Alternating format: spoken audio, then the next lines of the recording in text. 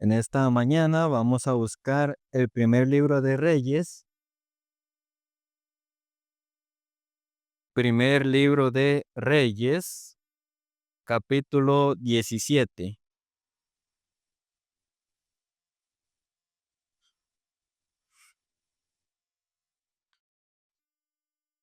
Primer libro de Reyes, capítulo 17, del verso 8 al verso 16. En el Antiguo Testamento, primer libro de Reyes, capítulo 17, del verso 8 al verso 16. Dice así: Vino luego a él palabra de Jehová diciendo: Levántate, vete a Sarepta de Sidón y mora allí. He aquí yo he dado orden allí a una mujer viuda que te sustente. Entonces él se levantó y se fue a Sarepta. Cuando llegó a la puerta de la ciudad, he aquí una mujer viuda que estaba allí recogiendo leña, y él la llamó y le dijo: Te ruego que me traigas un poco de agua en un vaso para que beba. Y yendo ella para traérsela, él la volvió a llamar y le dijo: Te ruego que me traigas también un bocado de pan en tu mano. Y ella respondió: Vive Jehová tu Dios, que no tengo pan cocido, solamente un puñado de harina tengo en la tinaja y un poco de aceite en una vasija. Y ahora recogía 2 leños para entrar y prepararlo para mí y para mi hijo, para que lo comamos y nos dejemos morir. Elías le dijo: No tengas temor, ve, haz como has dicho, pero hazme a mí primero. De ello una pequeña torta cocida debajo de la encina, y tráemela, y después harás para ti y para tu hijo. Porque Jehová Dios de Israel ha dicho así: La harina de la tinaja no escaseará, ni el aceite de la vasija disminuirá, hasta el día en que Jehová haga llover sobre la faz de la tierra. Entonces ella fue e hizo como le dijo Elías, y comió él y ella y su casa muchos días. Y la harina de la tinaja no escaseó, ni el aceite de la vasija menguó, conforme a la palabra que Jehová había dicho por Elías. Hasta aquí. No, ¿qué día fue? Este viernes, nosotros fuimos a visitar a un pastor, se llama el pastor Fernando. Eh, bueno, desde que llegamos hemos visitado la fraternidad de pastores en 3 ocasiones. Hacen una vez al mes la reunión. Un lunes no pudimos ir, pero si bien yo participo de la fraternidad cuando hay la reunión, la mayoría de pastores ya se conocen de mucho tiempo. Como mi esposa y yo recién llegamos hace 4 meses, ellos casi no me conocen. Entonces, además, la mayoría de ellos dobla mi edad. Entonces, de cierta manera, tal vez puedan ver como que es un chiquillo nada más. Y bueno, yo también le escribí a los pastores del grupo de la fraternidad por WhatsApp, saludando y haciendo reunión para tratar de hacer amistad también. Bueno, le escribí a este pastor Fernando. Bueno, la esposa de él es la hija de un pastor que yo conocí mismo en la fraternidad. Gracias a Dios nos llevamos muy bien. Y le visitamos el viernes en el Alto de San Rafael. Cuando íbamos para allá, en un momento había una cuesta que, bueno, el carro no pudo subir, entonces tuvimos que subirla caminando. Y después de subir la cuesta, era una calle de lastre. Luego entrando por la calle, habían vacas y habían así como animales de la granja. Y yo, ¿será que la iglesia, verdad? No me parece que sea una iglesia, porque a veces la ubicación cuando la comparten, en ocasiones es un punto que no es pues el del punto marcado. Pero igualmente seguimos caminando hacia allí, yo no sé.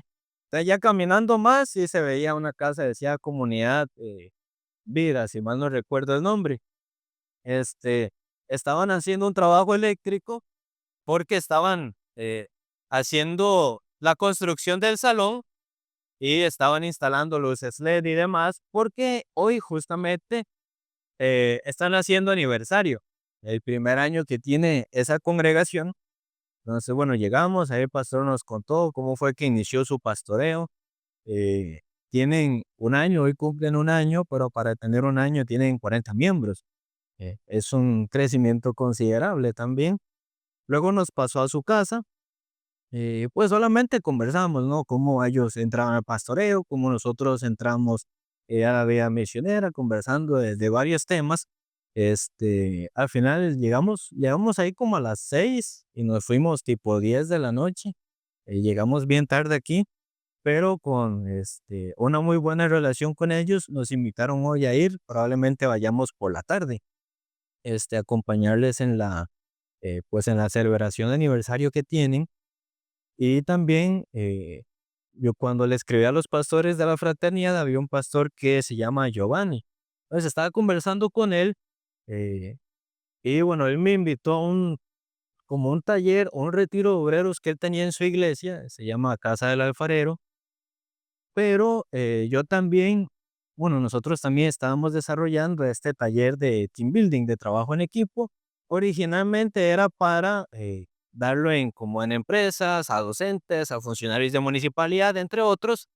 Sin embargo, yo también pensaba, bueno, las iglesias también tienen sus grupos de trabajo, algunos de niños, otros de audiovisuales, otros de diferente cosa, pues también en la congregación se puede dar, hoy enfocando un poco más al lado espiritual.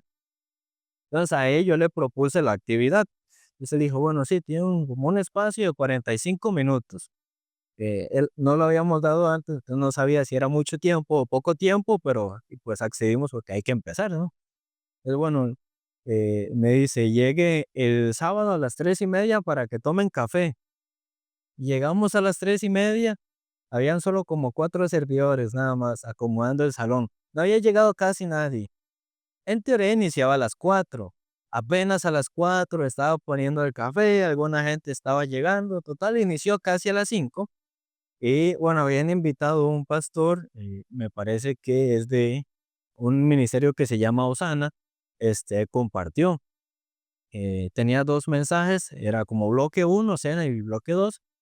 Y bueno, compartió desde las 5 hasta las 7. En teoría, mi espacio era de 6 a 7. Yo compartí de 5 hasta las 7. Ya para ese momento estaba un poco molesto. Es un poco desconsiderado no tomar en cuenta el tiempo pero bueno, terminó casi a las 7 y al final sí me dieron los 40 minutos. Entonces pudimos realizar el taller con ellos, estaban muy contentos, gracias a Dios. Bueno, y me ofrendaron, es la primera vez que me ofrenda un pastor. Pero a ellos les gustó el taller, les sirvió mucho también, y esperamos poder también darlo en otros ministerios. Y que así Dios también nos abra la puerta en muchos lugares y con muchas personas. Acá, en lo que leímos, en el primer libro de Reyes, aparece Elías. En ese tiempo, la tierra estaba en un tiempo de sequía. Tenía más o menos 3 años de no llover. Entonces, a ustedes, bueno, ¿les gusta la lluvia? A mí no, en realidad no me gusta la lluvia. Pero, aunque a uno no le guste la lluvia, ¿cómo sería el tiempo si por 3 años no lloviera? Principalmente la gente que vive de campo, ¿cómo estará el tiempo que no llueve? Entonces, en este tiempo, sobre la tierra no había llovido durante 3 años. Elías estaba en una cueva siendo alimentado por los cuervos. Sin embargo, aquí Jehová le habla a Elías y le dice que se vaya a Sarepta de Sidón, porque en Sarepta, ¿qué es lo que hay? Una mujer viuda, es decir, su esposo falleció, entonces una mujer viuda que le sustente. Entonces, cuando Elías llega a Sarepta y ve a la viuda, ¿qué condición tiene? ¿Abundancia o pobreza? Ella estaba pobre. Entonces, cuando ve esa condición de pobreza en la viuda, Elías tendría ganas de pedirle algo, de que le sustente, que le dé. Es, por ejemplo, la hermana Natalie, yo le digo, vaya, dígale a tal que la sustente. Y usted llega y no tiene ni para él, le va a querer pedir. ¿Cómo se va a sentir? Entonces, Elías llega y la ve, tal vez, ¿cómo se habrá sentido al ver la viuda que no tiene nada? ¿Tendría el ánimo, la gana de pedir? Tal vez no. Entonces, él le pide agua, ella le trae agua. Cuando él le pide pan, ella le dice, bueno, es que yo estaba juntando 2 leños para cocinar pan y me lo como yo, se lo come mi hijo y nos dejamos morir. ¿Por qué? Porque no había más. Es decir, era lo último que iban a comer y de ahí hasta que murieran era pasar hambre. Entonces, Si alguien así a ustedes les dijera eso, ¿ustedes qué sentirían? Un poquito de pena, ¿no? Y le pedirían, ejemplo, hermana, digamos, usted tiene, usted ve a otra señora, igual como usted, y tiene una hija, pero solo tiene un pan para ella, un pan para la hija, ¿usted le pide pan para usted? Y no. Tal vez, ¿no? Bueno, el pastor Publishing, que ahorita está en México, cuando estaba en Perú, la condición de los hermanos de Perú era muy escasa. En aquel entonces los hermanos peruanos económicamente tenían mucha dificultad. Entonces, por un ejemplo, supongamos que ustedes son misioneros o pastores de alguna congregación, cuando básicamente todos los congregantes tienen una condición económica bien complicada, pero igual hay que hacer el trabajo del evangelio, y el trabajo del evangelio también requiere la inversión, pero en esa situación, ¿qué sentirían usted o qué pensarían? Y si fuera tal momento, usted tendría el corazón de decirle diezme y ofrende. Humanamente viéndolo, no. Pero, por la fe hablando a los hermanos también sacando su diezmo y ofrenda, eventualmente Dios también les iba dando lo que necesitaban por añadidura. Entonces, para uno que no practica la palabra, tal cosa se ve como algo de cierta manera grosero o de cierta manera inadecuado. Pero la palabra dice que cuando una persona pone primero el reino de Dios, lo que ocupe viene por añadido. Entonces, incluso si ocupa eh, el sustento económico, Dios mismo que le dará. Si ocupa el sustento del alimento, Dios mismo que le dará. Pero para nuestra costumbre humana, calza o concuerda. O si no tengo, y si yo doy me quedo sin nada, ¿cómo me voy a sustentar? Esa es la lógica del mundo. Pero en el Señor es al revés, ¿o no? Usted sirva a Dios primero y luego Dios le sirve a usted. Entonces, Elías le dice, bueno, está bien, haga como usted dijo, pero hágale a quién primero. Entonces, si vemos, dice el versículo 13, Elías le dijo, no tengas temor, ve, haz como has dicho, pero hazme a mí primero. Entonces, tal vez alguna persona no comprendiendo el corazón de Dios, ¿cómo podría pensar sobre Elías? Elías le dice, haga así como usted dijo, pero a mí primero. Entonces, de cierta manera, de un aspecto tal vez no espiritual, ¿cómo se puede sentir esa expresión? Falta de empatía, que no le importa a la señora ni su hijo. Así humanamente se puede ver. Pero Dios, ¿a qué mandó a Elías? A recibir el sustento de parte de ella. Entonces, para sustentar a Elías, Dios, ¿qué tiene que hacer con la viuda? Tiene que darle.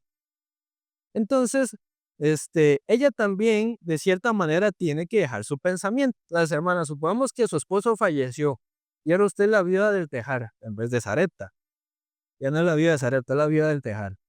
Entonces llega una persona que usted no conoce y le dice, tráigame pan. Pero usted solo tiene un pan para usted, un pan para ella. Usted le da, francamente hablando, ¿no? ¿Quién le va a dar? Entonces él le dice, haga así como usted dijo, pero deme a mí primero. En el sentido humano, ¿cómo lo puede percibir? Feo, ¿verdad? Pero él le dice, hágame a mí primero. Entonces, un hombre desconocido llega y para ella que no tiene nada, le dice que le dé primero. Pero Elías sabe una cosa. Entonces, Dios le mandó a ser sustentado por ella. Entonces, Dios, para que él sea sustentado por ella, Dios mismo tiene que sustentar a la viuda. Entonces, ella no tiene, pero ¿quién le tiene que dar? Es el Señor. Pues ella también, en parte, tiene que negar su pensamiento. Entonces, Elías le dice, deme a mí primero. Entonces, ¿qué pasa si ella, en vez de darle a Elías, hace como ella pensaba hacer originalmente? Come para ella, come para su hijo, después, ¿qué le espera? Simplemente morir de hambre. Si ella hacía según lo que pensaba para ella primero, tanto ella como su hijo, llega la muerte, porque era de todos modos lo que ella esperaba, comer y luego morir. Entonces, pero ella hizo tal como Elías le dijo. Le sirvió a Elías primero, luego para ella, luego para su hijo, luego sobre la harina y la tinaja y la vasija de aceite, ¿qué pasó?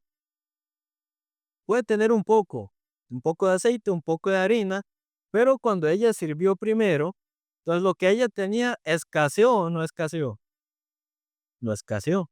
En la tradición de este mundo, cuando yo doy a otro, uno siente que se escasea, ¿verdad? Pero en el Señor, cuando una persona sirve primero a Dios, ¿escasea o no le escasea? Por un momento da la impresión que sí, claro. Pero finalmente, digamos, ella podía sacar y sacar y sacar harina, pero ¿qué iba a pasar?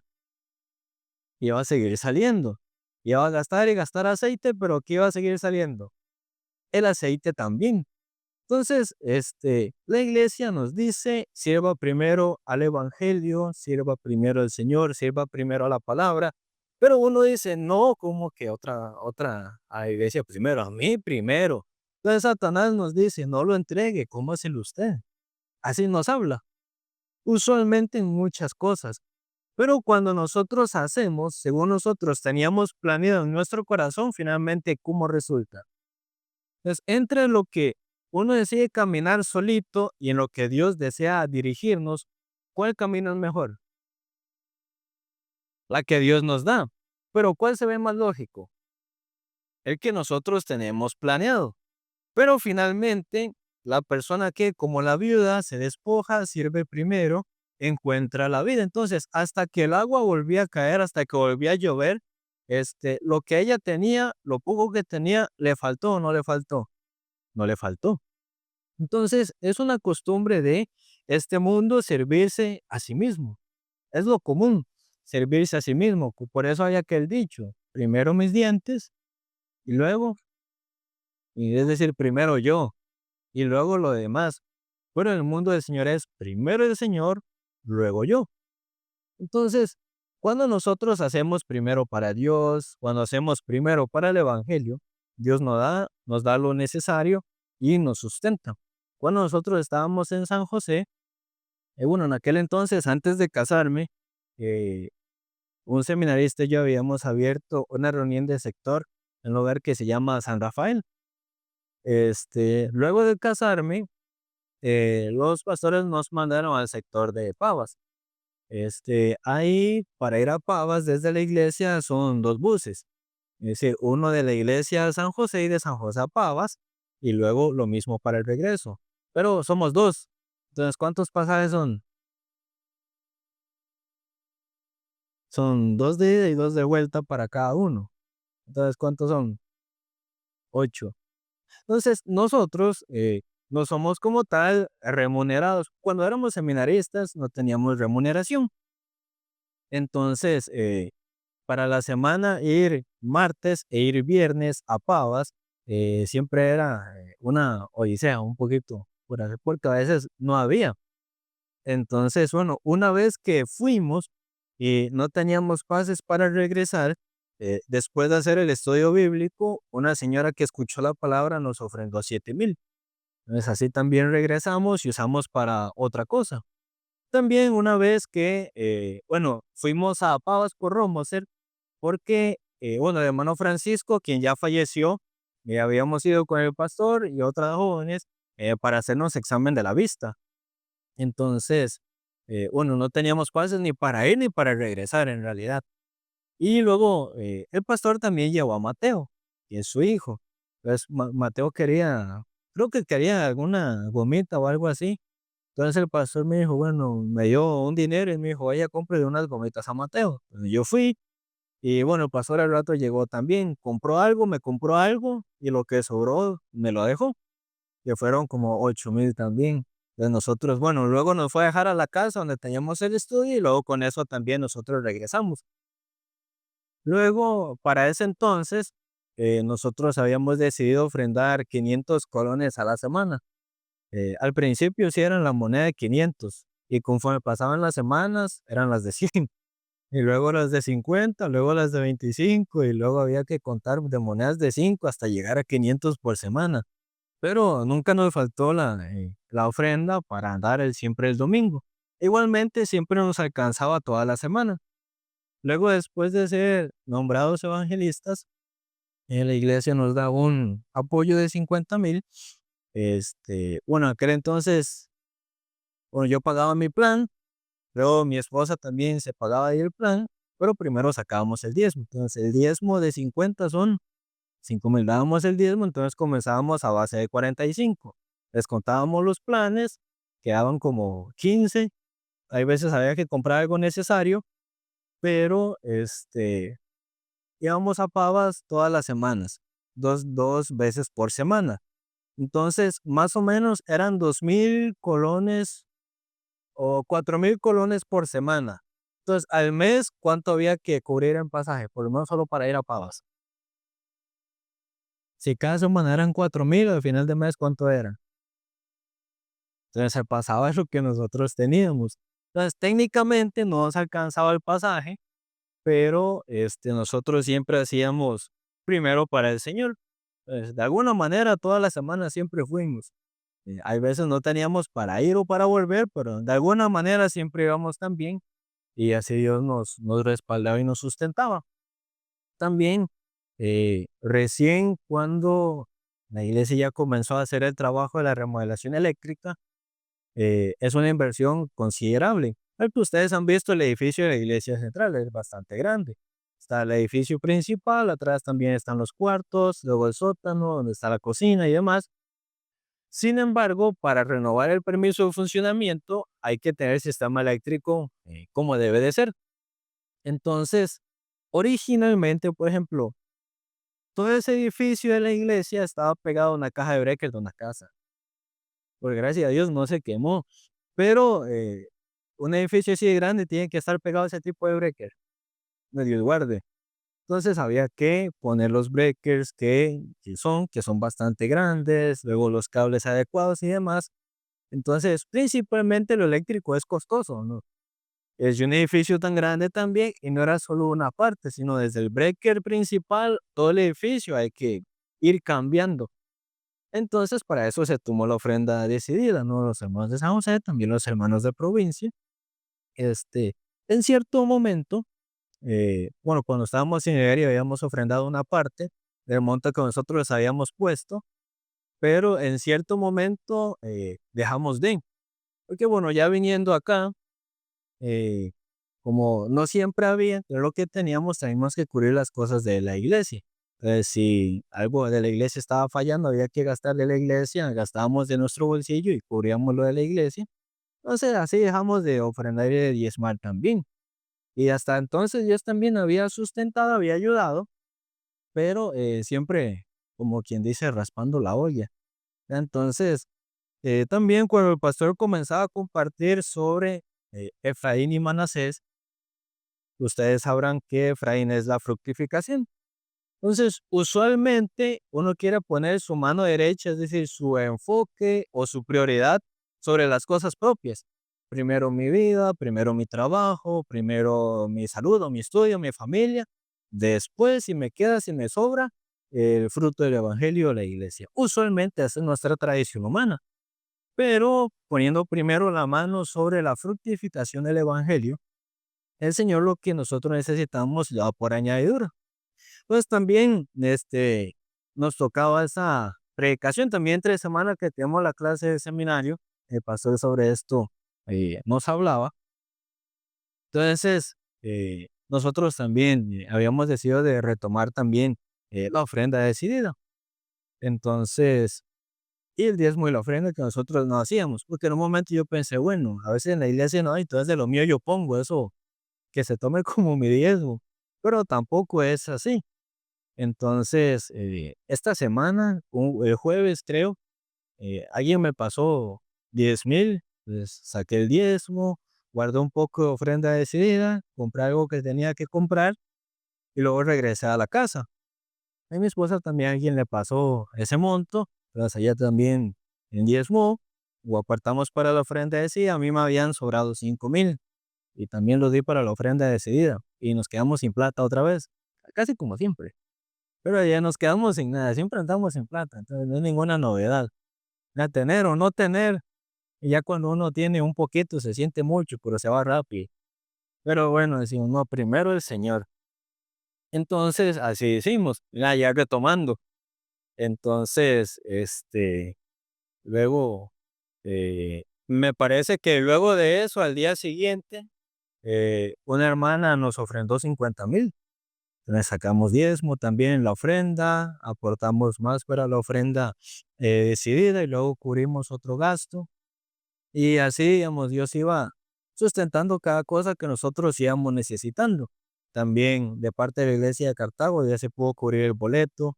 eh, yo también debo dar la cuota del retiro de ministros. Tenía 20,000 y son 60. Y bueno, después de hacer el taller de obreros en aquella iglesia, antes el pastor me preguntó si yo cobraba y me entró la carne. Pero le dije: "No, no, pastor, no se preocupe, es un servicio para el ministerio, no se preocupe". Y le dije que no, pero ya después de finalizado el taller, él dijo: "No, hay que ser agradecidos, el hermano me dijo que no diéramos nada, pero, ofrendemos", y me envió 30,000, ¿verdad? Entonces, es muy interesante porque en este mundo uno sigue según la lógica del mundo. Pero cuando uno sigue las cosas del Señor, en la mente o en la lógica no calza nada. Y uno dice: "¿Será cierto? ¿Será que pasa?". A ver, por eso mucha gente a veces toma la Biblia como un libro de fantasía, pero porque no sigue ninguna lógica humana. Pero cuando uno prueba o experimenta, ve que tales cosas son ciertas. Pero uno que no prueba, uno que no experimenta, solo se queda con un prejuicio. No, eso es mentira. Pero el que probó puede seguir probando. Entonces, si por ejemplo, supongamos, hermana, a su hija que no le gusta comer o come de todo, ¿no? Uy, de ahí es traje que digamos que si caes del El chay no le gusta el chayote, pero sí lo ha probado. Ah, bueno, y bien. Y también aquí hay otra hermana que no le gusta comer, la hermana Natalie. Entonces, todo lo que no sea menú de niños de comida rápida no come. Es como los niños, McDonald's sí, pero comida no. No, pero ha ido cambiando poco a poco. Pero, por ejemplo, supongamos que ahí, bueno, yo cuando era pequeño y yo veía la ensalada rusa, no me apetecía comerla. Ya se ve feo, son cuadros rosados y no me da mucha gracia. Pero a mi mamá no le importa si me gusta o no, y entonces igual me daba. Y yo me lo comí, no sabía mal. Pero digamos, si yo no lo pruebo, ¿cuál va a ser mi prejuicio? Eso sabe feo. Pero si yo lo pruebo, ya es diferente. Entonces, una persona que no prueba realmente si Dios trabaja o no, suple o no, desde fuera, ¿cuál es su prejuicio? No, eso es mentira, Dios no trabaja. Así es como uno piensa. Pero cuando uno prueba o encomienda, es distinto. Nada, bueno, sí, no sabe feo, sabe rico. Y entonces ya puede seguir probando. Entonces, así el Señor muchas veces en ciertos momentos nos guía a cierto punto donde hay que nada más apoyarse en el Señor. Que usualmente uno es muy terco en muchas cosas y uno de poder dependería más de sí mismo que de Dios. Pero Dios a veces le guía a uno para depender del Señor, ya sea en lo económico, ya sea en la salud, ya sea en el estudio, para que uno aprenda. Entonces, por eso Dios nos habla de primeramente el reino de Dios. En el orden del mundo es primeramente la añadidura y luego el reino de Dios. Así es el mundo. Primero yo, si me sobra el tiempo, si me sobran las ganas, si me sobran las fuerzas, ahí sí, si no, no. Pero en la palabra es primero Dios, luego Dios da lo que cada uno necesita. Entonces, alguien que no experimenta esta palabra no puede seguir probando esa palabra. Entonces, en el libro de Éxodo, capítulo 7,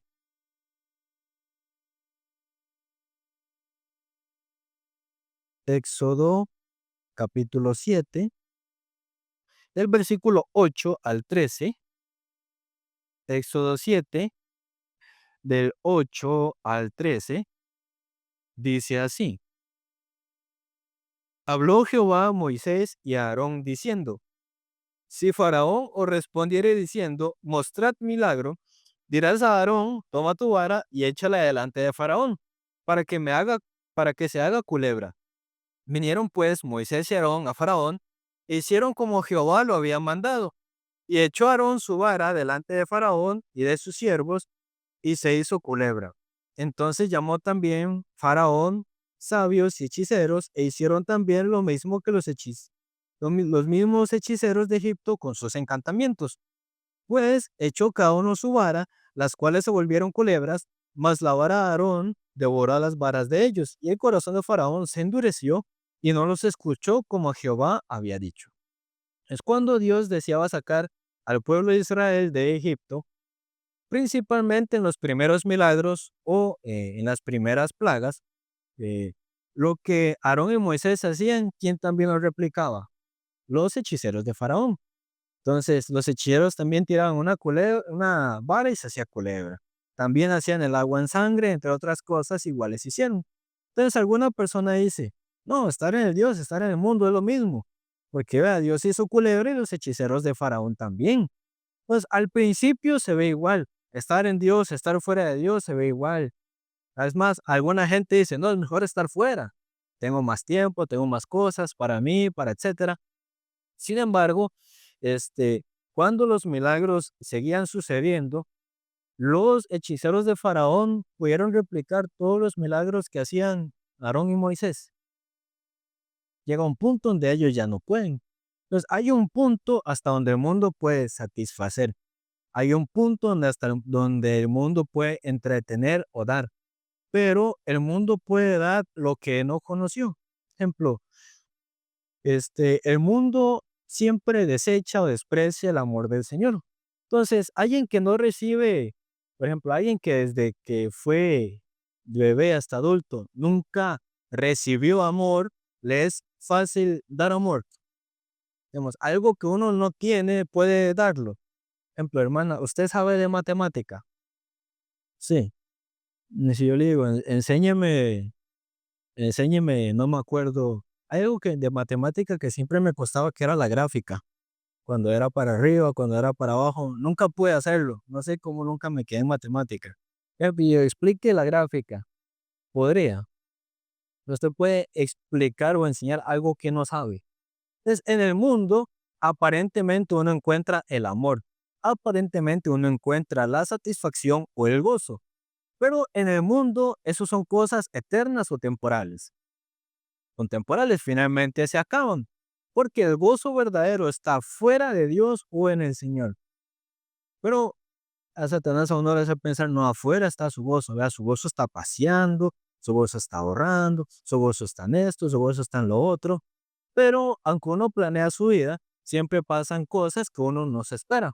Cuando una persona planea su vida, contempla en que en algún momento pueda contraer alguna enfermedad. Usualmente no. Siempre contempla el mejor escenario. Pero la vida siempre da muchos cambios. Es que uno no sabe ni uno se espera. Entonces, el mundo hasta cierto punto puede tratar de asimilar lo que Dios da, pero llega a un punto donde ya no puede cubrir eso, donde ya no puede dar eso. Luego también tomamos otra postura, como la postura de Faraón. Aunque Faraón ve un milagro y los escuchó, Faraón, su corazón se endurecía o se ensuavizaba, por decirlo de alguna manera, se humillaba, se ponía duro.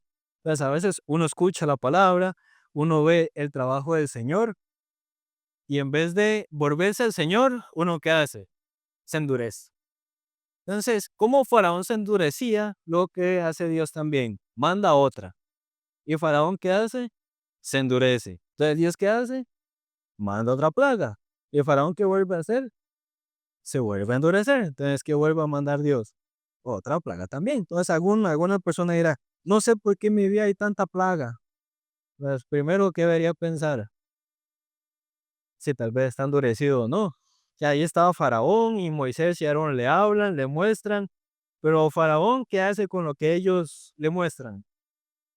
No le interesa, no le importa, lo rechaza. También en el capítulo 8, versículos del 16 al 19. Éxodo 8, del 16 al 19. Dice así. Entonces Jehová dijo a Moisés, di a Aarón, extiende tu vara y golpea el polvo de la tierra para que se vuelva piojos por todo el país de Egipto. Y ellos lo hicieron así. Y Aarón extendió su mano con su vara y golpeó el polvo de la tierra, el cual se volvió piojos, así en los hombres como en las bestias, todo el polvo de la tierra se volvió piojos en todo el país de Egipto. Y los hechiceros hicieron así también para sacar piojos con sus encantamientos, pero no pudieron. Y hubo piojos tanto en los hombres como en las bestias. Entonces los hechiceros dijeron a Faraón: dedo de Dios es este. Mas el corazón de Faraón se endureció y no los escuchó como Jehová lo había dicho. Entonces aquí sacan los piojos y los hechiceros de Faraón que tratan de hacer también, hacer lo mismo. Pero desde ahí en adelante pudieron hacer lo mismo. Ya no. Uno se va al mundo y el mundo aparentemente da gozo, riqueza, bienestar, tiempo, pero llega un punto donde ya no puede darlo. Entonces, y aunque pasa eso, ¿qué hace Faraón? Se endurece. Luego también pasan otras plagas, como la plaga del granizo. Entonces Jehová habló del granizo. Entonces la palabra dice que debían guardar sus ganados. Entonces, ¿esa palabra era solo para los hijos de Israel o los egipcios también? Era para todo el que estuviera ahí. Pero usualmente los egipcios no escuchaban. Pero ya pasando tantas plagas, cuando Jehová habla de que va a caer el granizo, los israelitas guardan su ganado y los egipcios que sí escucharon también lo guardaron. Pero los que no guardaron su ganado cuando cayó el granizo, ¿qué pasó con las cosechas y los animales? También lo perdió. Entonces, los egipcios también. Pero aún así, ¿qué hace Faraón? Se vuelve a endurecer. Entonces, así muchas veces nos pasa. Pero Dios desea cambiar nuestro corazón. Por eso en el libro de Ezequiel dice que el corazón de piedra, ¿cómo se vuelve? Como corazón de carne. Entonces, a pesar de todas las obras que Dios hace en la vida de nosotros o por medio de los testimonios de algunos hermanos, muchas veces tomamos la postura de Faraón. Entonces algunos dicen: no, sí, la ayudó, pero a ella, a mí no. O Dios le contesta a él, pero a mí no. Pero no es así. Dios hace acepción de personas. No hace. Así como trabaja en uno, puede trabajar en otro. Entonces, entre Faraón y los hijos de Israel, por lo menos en aquel entonces, la diferencia es que Faraón no escuchaba la palabra de Moisés, los hijos de Israel sí escuchaban. Entonces, nos endurecemos, pero cuando cambiamos el corazón, Dios nos bendice. Entonces, por un ejemplo, eh, Jonás, Dios le mandó ¿a cuál lugar para anunciar del juicio? Jonás, Dios mandó a Jonás ¿a dónde? Es una historia que normalmente se cuenta en la escuelita, pero ¿dónde mandó Dios a Jonás? A Nínive, muy bien. Pero Jonás, ¿dónde se fue? Y haciendo el quiz bíblico, a ver qué tal. Se fue a Tarsis. Porque Dios le dijo: vaya allá. Y Jonás, ¿qué dijo? No, yo no quiero ir allá. Entonces, su mano derecha, ¿dónde la puso? No, yo me voy para Tarsis, donde a mí me parece, donde a mí me gusta. Yendo a Tarsis, viene una tempestad. Entonces, todos asustados, pero ¿quién estaba durmiendo? Jonás. Entonces, cuando le echan al agua, se lo come un gran pez. No sabemos qué tipo de pez, pero se lo come un gran pez. Entonces, durante ese tiempo, ¿qué pasa con el corazón de Jonás? Un poco se cambia, no todo, un poco. Entonces, cuando la ballena lo escupe, ¿dónde? Bueno, no era una ballena, el gran pez lo escupe, ¿dónde lo escupe? En Nínive. Entonces, la palabra dice que Nínive, para cruzar a Nínive, era camino de 3 días, pero Jonás lo recorrió en un día. Entonces, ¿cómo fue?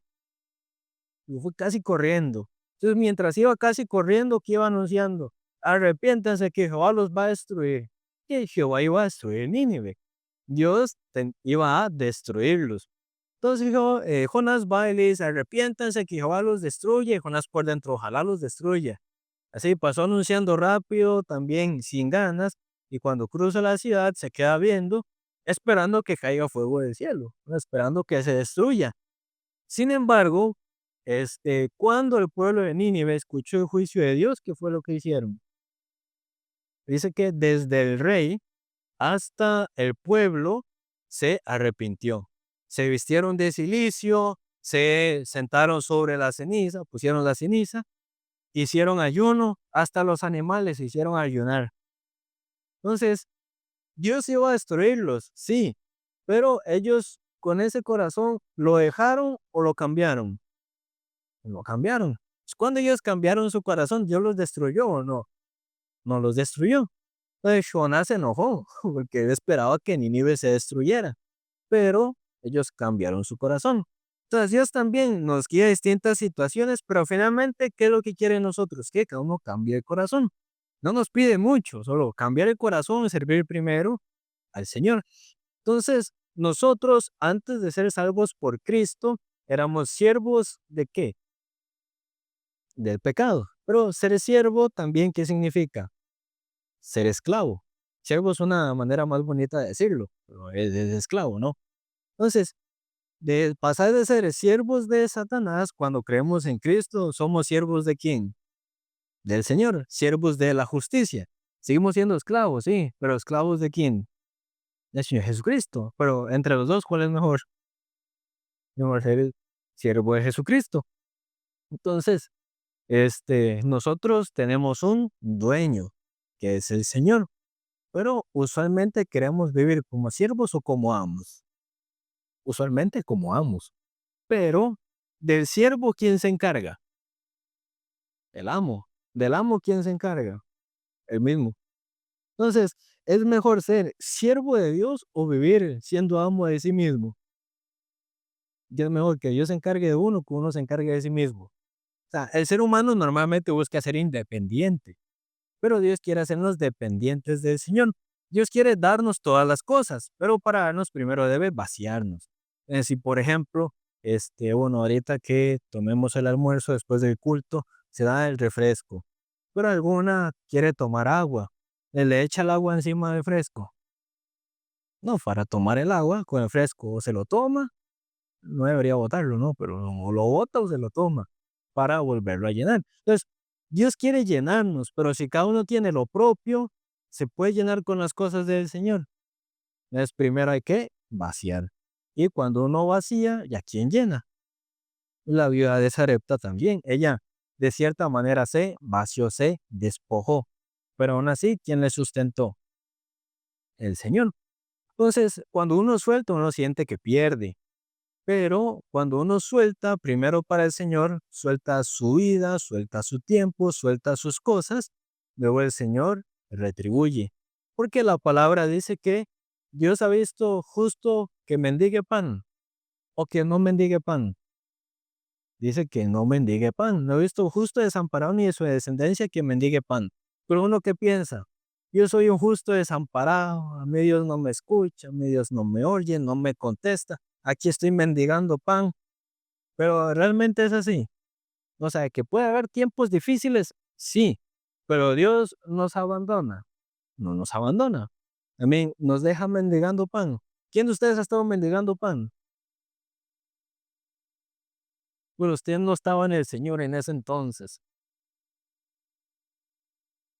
Pero estando en el Señor, ¿cuándo ha mendigado pan? No ha mendigado pan. Y cuando hizo viaje misionero. Y cuando dice dinero sin plata, sin dinero, sin lugar donde dormir, me papá de salud para no somería esta cena, comí mejor que picas, dormí mejor que picas, conocí lugares diferentes y con experiencia. Gracias a Dios, no, pues. Pero uno que no prueba a Dios que dice, no, yo voy a mendigar pan. Pero no es así. Entonces es mejor vivir como siervo que como amo. Pero está en Mateo habla de ser siervo de la riqueza o ser siervo de Dios. La gente dice, bueno, yo sirvo de la riqueza.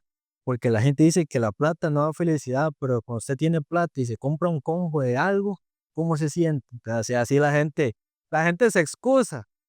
Y dice, no, dicen que la plata no da la felicidad, pero cuando usted viaja y se compra un combo, ¿cómo se siente? Se siente feliz. Así la gente lo excusa, ¿no? Y bueno, sí, se come el combo, se llena y ya después, ya el tiempo se le acaba. Pues así la gente habla, pero cuando uno es siervo del Señor, hasta la riqueza que se necesita viene por añadidura. Hasta lo económico viene añadido. Entonces, pero eso se recibe sirviendo al Señor. Entonces, por eso Dios nos pone muchas veces en la posición de la viuda de Sarepta.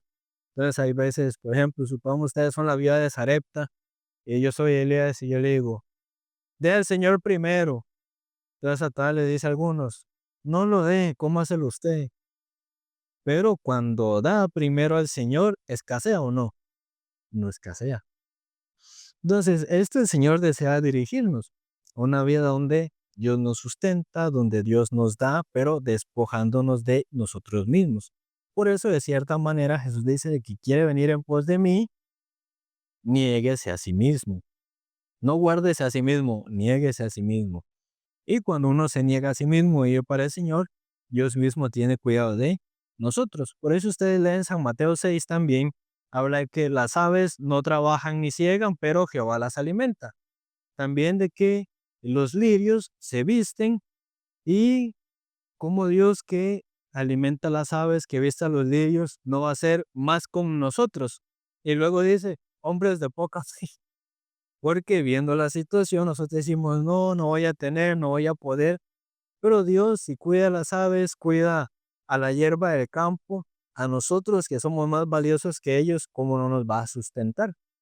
Entonces, cuando uno suelta lo propio, primero para el Señor, lo que necesite, Dios va dando. Entonces, así Dios también desea bendecirnos, pero desea primero que nuestra alma se prospere. Uno normalmente clama por su necesidad. Dios, gracias por un día más de vida, súplame esto, ayúdeme con esto, con tal otra cosa. No está mal. Dios también conoce nuestra necesidad, pero Dios se enfoca más en nuestra carne o en nuestro corazón. Principalmente hemos de clamar por el corazón, un corazón más pegado a la voluntad del Señor, un corazón que pueda unirse con la voluntad de Dios, que pueda buscar al Señor, que pueda leer la palabra. Es cuando uno ora así por su corazón, Dios bendice su alma, luego también bendice su vida. Entonces, nosotros hemos de poner nuestra prioridad sobre el Evangelio, sobre el Señor, y luego Dios también no solo fructifica el Evangelio, sino también la vida de nosotros. Amén. Vamos a llegar hasta acá.